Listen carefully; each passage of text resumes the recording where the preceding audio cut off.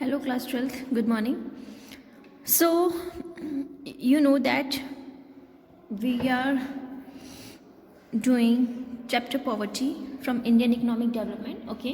And in this chapter, we have completed the topics meaning of poverty, absolute poverty, and relative poverty. What are the causes of poverty? Okay, these topics we have already done. Now we are moving to our next topic, that is measures to remove poverty, because some measures are here that which are placed in 4 categories, okay, in India. So what are these? We will study about it now. Okay, first one is combating poverty through GDP growth. Combating means removing. So removing poverty through GDP growth. And GDP, what is GDP? Gross domestic product, that is production. If we will increasing our production, then it will create more employment opportunities, and when employment opportunities will generate, then it will remove the poverty. Okay, so first one is combating poverty through GDP growth. That is, GDP growth is an ultimate solution to the problem of poverty. If we want to remove poverty, then we have to grow, or you can say you have to increase GDP. Okay, that is production. GDP is totally is assumed as production. So when the pace of GDP growth is accelerated, जब हम GDP growth हमारा बढ़ता है, production बढ़ेगा, तो production बढ़ने के साथ साथ क्या होगा? एम्प्लॉयमेंट अपॉर्चुनिटीज़ बढ़ेंगी, ठीक है ना। उसमें जो प्राइमरी सेक्टर है, सेकेंडरी सेक्टर है, टर्शियरी सेक्टर है, तीनों में हमारी अपॉर्चुनिटीज़ जो होती है एम्प्लॉयमेंट की, वो जनरेट होगी। जब हमारे को एम्प्लॉयमेंट जनरेट हो जाएगा, हमारे इंडिया में एम्प्लॉयमेंट अपॉर्चुनिटीज़ जनरेट होगी, तो उससे लोगों की जो अनएम्प्लॉयमेंट की प्रॉब्लम है वो ख़त्म हो जाएगी, ठीक है।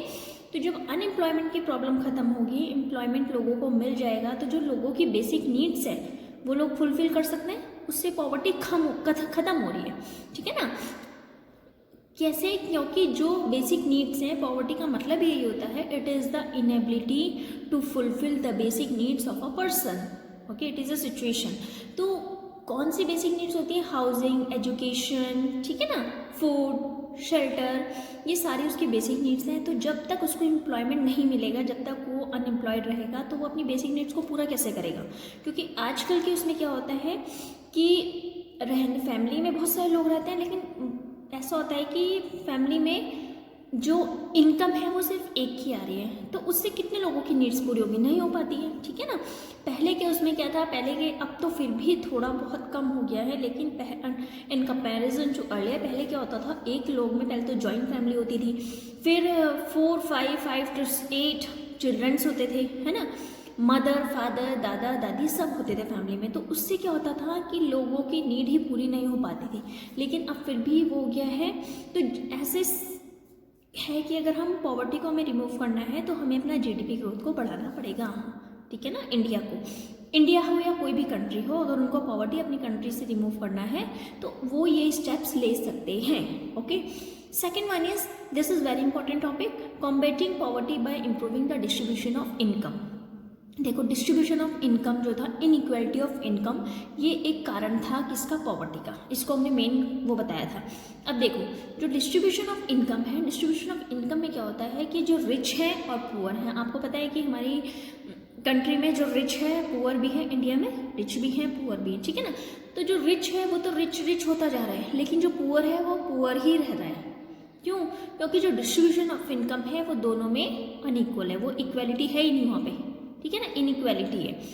तो जो इनइक्वालिटी है, अब देखो, जैसे अगर सपोज मैं आपको एक as in the form of example मैं आपको कह रही हूँ कि जब हम, जैसे सपोज कोई मैं फॉर्म भर रही हूँ या कोई भी कॉम्पिटिटिव एग्जाम का कुछ भी एग्जाम देने जा रही हूँ, तो वहाँ पे जब फीस मेंशन होती है, जब फीस का मतलब उसका एडवर्टाइज निकलता है, तो आप देखते होंगे कि फीस लिखा रहता है ना, SC, ST, OBC, इन लोगों के लिए फीस या तो निल रहेगी या फिर 100 होगी, 50 होगी, लेकिन जो जनरल वाले हैं उनकी 500 होगी, 600 होगी, या फिर उससे डबल होगी, ठीक है ना। तो ये चीज़ जो होता है, ये इनइक्वालिटी कहलाता है। ये तो इनइक्वालिटी है फीस की, लेकिन ऐसे ही डिस्ट्रीब्यूशन ऑफ इनकम में भी इनइक्वालिटी है, ठीक है। तो जो poverty can be combated by improving the distribution, अगर हम ये जो डिस्ट्रीब्यूशन इनकम का है, अगर हम इसको ख़त्म कर देते हैं, तो भी हम लोग क्या कर सकते हैं? रिमूव कर सकते हैं पॉवर्टी को फ्रॉम इंडिया। इसके लिए गवर्नमेंट ने 2 मेजर्स बनाए। एक है फिस्कल, दूसरा है लेजिस्लेटिव, ठीक है। डिस्ट्रीब्यूशन ऑफ इनकम के लिए 2 मेजर्स बनाए, एक हुआ fiscal measures and second one is legislative measure. देखो जो फिस्कल है, fiscally refers to policy of taxation and subsidies. जो फिस्कल मेजर है इसमें आपका इंक्लूड होता है टैक्सेशन एंड सब्सिडीज, ठीक है। गवर्नमेंट क्या करती है, जो रिच लोग हैं उन पे हाई टैक्स लगाती है। आपको पता होगा जिसकी जितनी ज़्यादा इनकम होती है उसको उतना ज़्यादा टैक्स पे करना पड़ता है, ठीक है। तो गवर्नमेंट क्या करती है, जो जितना ज़्यादा रिच होता है, जिसकी जितनी ज़्यादा इनकम होती है उस पर उतना ज़्यादा हाई टैक्स लगाती है। अब वो टैक्स जो है किसके पास जाता है, गवर्नमेंट के पास जाता है। तो जो गवर्नमेंट है, गवर्नमेंट टैक्स ले रही है, तो गवर्नमेंट क्या करती है उस टैक्स को, क्योंकि वो तो रेवेन्यू हो गया गवर्नमेंट के लिए, है ना, गवर्नमेंट के लिए तो रेवेन्यू हुआ, because tax receiving by the government, that is revenue for the government, full revenue होता है गवर्नमेंट का, ठीक है। तो अब क्या है कि गवर्नमेंट का वो रेवेन्यू है, तो उसने क्या करा, गवर्नमेंट ने, जबकि पुअरों पे कोई वो नहीं लगाया जाता टैक्स, पुअर को कोई टैक्स नहीं दिया जाता, उसको छूट दी जाती है टैक्स से, ठीक है ना। तो जो रेवेन्यू होता है वो रेवेन्यू गवर्नमेंट किस तरह से यूज़ करती है, as in the form of subsidy, वो पुअर सेक्शन में उसको डिस्ट्रीब्यूट करती है, ठीक है ना, कि the tax receives of the government are use to subsidise purchase by poor sections of the society, कि ताकि गरीब की इनकम बढ़े, इसलिए वो क्या करती है, सब्सिडी उस पर प्रोवाइड करती है, ठीक है। जैसे आपको पता है कि जो कोर्स क्लोथ है, कोर्स ब्रेन्स है, या basic needs of the poor है, उसमें सब्सिडी उनको दी जाती है गरीब लोगों को, है ना। जैसे आप लोगों को पता है जो राशन की दुकानें होती हैं, राशन की दुकानों में जो गरीब लोग हैं, जो बीपीएल वाले होते हैं, आपको पता है ना, बीपीएल और एपीएल, मैंने आपको पहले बताया था, पॉवर्टी लाइन से जो नीचे होते हैं that is below poverty line and APL above poverty line. BPL यानी कि poor and APL means non poor, okay.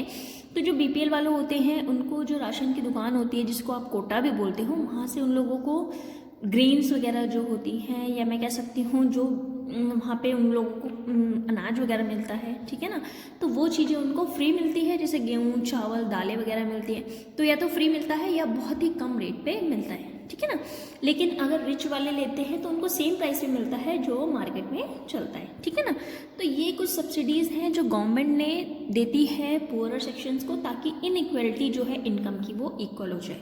कैसे, क्योंकि जो गरीब बेचारा कमा रहा है वो जितना कमा रहा है उतना वो खर्च कर दे रहा है, क्योंकि नीड्स इतनी है फैमिली की, तो उसको जितना उतना कमा रहा है उतना खर्च कर दे रहा है, उसके पास सेविंग कुछ नहीं रह रही है। अगर सपोज मैं कह रही हूँ वो कुछ सामान लेने गया, वो 1000 रुपीज़ का है और उसको 1000 ही वहाँ पे करने हैं, तो उसके पास तो कुछ सेव नहीं हुआ। लेकिन गवर्नमेंट ने सब्सिडी दी है, तो जो 1000 रुपीज़ का है, अगर वो सपोज को 700 का पड़ रहा है या 600 का पड़ रहा, ठीक है ना, तो 400 उसकी सब्सिडी हो गई ना, उसको उतना मतलब ऑफ मिल गया उसको, तो जो 400 है उस प्रोडक्ट पे उसने अपने सेव कर लिए, ठीक है ना।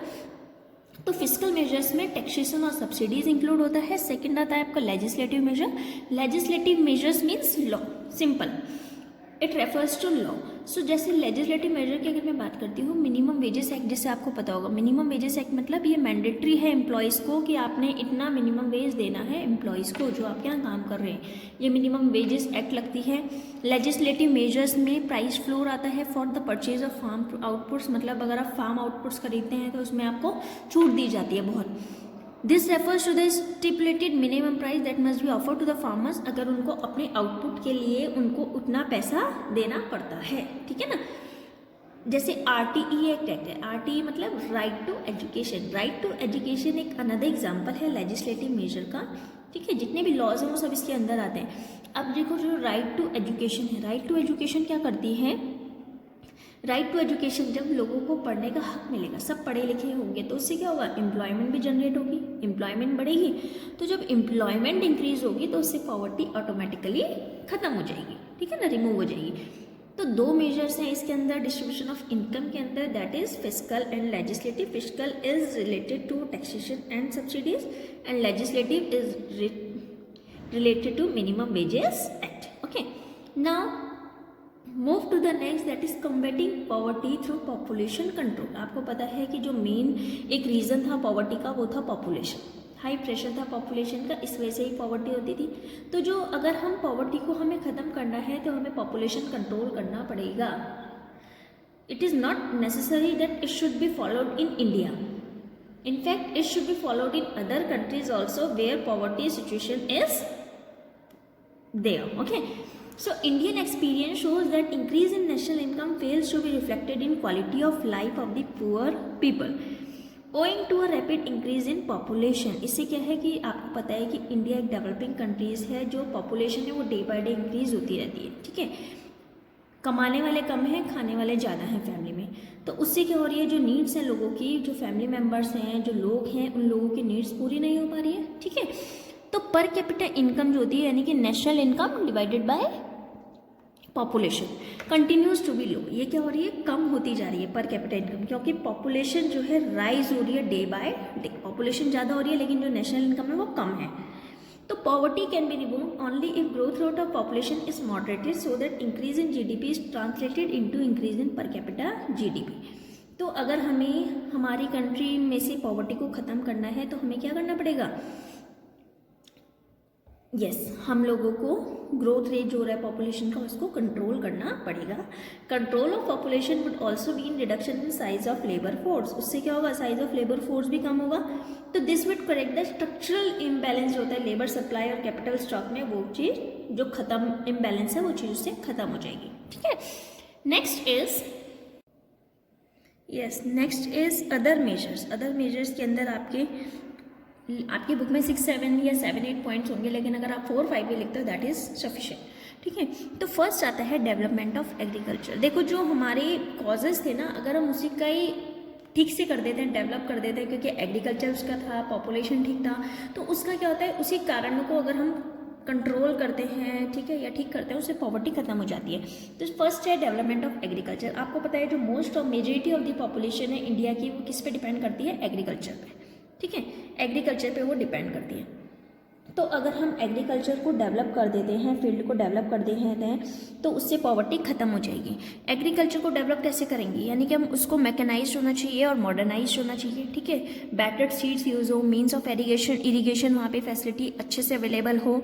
Small farmer should be given finance, जो छोटे छोटे फार्मर्स हैं उनको फाइनेंशियल असिस्टेंस दी जाए, ठीक है, फाइनेंशियल हेल्प दी जाए। या लैंडलेस फार्मर्स जो है, जिनके पास लैंड नहीं है, उनको लैंड दी जाए। तो इससे जो हमारा एग्रीकल्चर फील्ड है वो डेवलप हो जाएगा, ठीक है। नेक्स्ट आता है हमारा stability in the price level. Price stability is an essential pre requisite of poverty alleviation. अगर हमें पॉवर्टी को ख़त्म करना है तो अगर प्राइस कंटिन्यू राइज होते रहेंगे, जिसको हमने बोला था इन्फ्लेशन, है ना, अगर उसमें स्टेबिलिटी हो जाए, प्राइस इंक्रीज ना हो, तो अगर प्राइस बढ़ते रहेंगे तो जो स्टैंडर्ड है लोगों का रहने का वो क्या होता रहेगा, डाउन होता रहेगा। तो प्राइजेस कैन बी स्टेबलाइज, यानी कि जो प्रोडक्शन होता है फूड ग्रेन्स का और अदर गुड्स का, उसको इंक्रीज करना चाहिए। When goods of mass production are distributed to the poor through, मतलब जो फेयर शॉप्स हैं, जो दुकान है, वहाँ पे उनको, जो गरीब लोग हैं उनको इजीली, मतलब ठीक रेट पे उसको अवेलेबल होना चाहिए, नहीं कि महंगी रेट पे दे रहे हैं, ठीक है। नेक्स्ट आता है eradication of unemployment. Eradication of unemployment means unemployment भी एक मेजर कारण था किसका, पॉवर्टी का। तो जब अगर हम अनएम्प्लॉयमेंट को ही ख़त्म कर देते हैं तो उससे हमारी पॉवर्टी भी रिमूव हो जाती है, क्योंकि जब अनएम्प्लॉयमेंट ख़त्म होगा तो लोग एम्प्लॉय होंगे तो अपनी नीड्स को वो पूरा कर सकते हैं, ठीक है ना। नेक्स्ट आता है हमारा लेबर इंटेंसिव टेक्निक। देखो लेबर इंटेंसिव टेक्निक आपको पता है, जब हमने central problems of an economy पढ़ा था क्लास 11 में, तो उसमें 3 सेंट्रल प्रॉब्लम्स थी। क्या था, what to produce, how to produce and for whom to produce, ठीक है। व्हाट टू प्रोड्यूस में क्या, कौन से गुड्स प्रोड्यूस करने हैं, कितने करने हैं, क्वांटिटी, ये चीज़ डिसाइड होता है। लेकिन जो सेकंड है how to produce means technique of production, कौन सी आपने टेक्निक यूज़ करनी है प्रोडक्शन के लिए। तो उसमें आपको मैंने 2 बताए थे, एक था capital intensive method, second one is labour intensive method. Capital means use of machines and labour means use of labour, ठीक है। अगर हम लेबर का यूज़ करते हैं इंस्टेड ऑफ मशीन्स, तो हम लोग क्या कर सकते हैं, पॉवर्टी को रिमूव कर सकते हैं। क्यों, क्योंकि जब हम लोगों को एम्प्लॉय करेंगे तो उससे एम्प्लॉयमेंट जनरेट होगा, ठीक है। एम्प्लॉयमेंट जनरेट होगा तो पॉवर्टी खत्म होगी, ठीक है ना, रिमूव हो जाएगी। तो जो अब ऐसा नहीं है कि सब फील्ड में हम लोग लेबर को लगा दें, जहाँ पे मशीन्स की जरूरत है वहाँ तो मशीन्स ही रहेंगी, लेकिन जहाँ पे हम लोग लेबर से काम करा सकते हैं तो वहाँ पे हमें लेबर इंटेंसिव टेक्निक को यूज़ करना चाहिए, ठीक है ना। उससे एम्प्लॉयमेंट हमारा बढ़ता है और बढ़ता है तो उससे पॉवर्टी कम हो जाती है, ठीक है। क्योंकि आपको पता है कि अगर एक मशीन काम कर रही है तो वो 10-14 या 10 से 15 लोगों का काम है आपके लिए एक मशीन कर लेती है, तो उससे इतने लोग क्या हो गए, अनएम्प्लॉयड हो गए, ठीक है। That's why it is the opinion that India should adopt labour intensive technique of production. Next one is provision for minimum needs of the poor. Government को अप्रोप्रिएट मेजर्स लेना चाहिए कि ताकि जो मिनिमम नीड्स है पुअर की, जैसे drinking water की सप्लाई है या प्राइमरी हेल्थ सेंटर्स हैं, प्राइमरी एजुकेशन है, इस चीज़ की जो नीड्स हैं लोगों की वो कम्प्लीटली पूरी हो जाए, ठीक है ना। Public sector should allocate more and more funds for this पर। पब्लिक जो सेक्टर है उनको ज़्यादा से ज़्यादा इसमें अपना फंड्स को देना चाहिए फॉर दिस पर्पज़। नेक्स्ट आता है special focus on backward region. जो बैकवर्ड रीजन है उसमें ज़्यादा फोकस किया जाए। देखो गवर्नमेंट को ऑफर करना चाहिए स्पेशल कंसेशन ऑफ फैसिलिटीज़ उन लोगों को, उन एरियाज़ को, जैसे ओडिशा है, नागालैंड है, यूपी, बिहार, इन लोगों को ज़्यादा से ज़्यादा क्या दी जाए, फैसिलिटीज़ दी जाए, कंसेशन दिया जाए, ठीक है। नेक्स्ट आता है opportunities for self employment. Opportunities for self employment should be further explored. ज़्यादा से ज़्यादा जो ITIs है वो ओपन होने चाहिए कि ताकि जो इंडस्ट्रियल और एंटरप्रेन्योर एजुकेशन है वो वहाँ पे लोग उसमें काम कर सकें।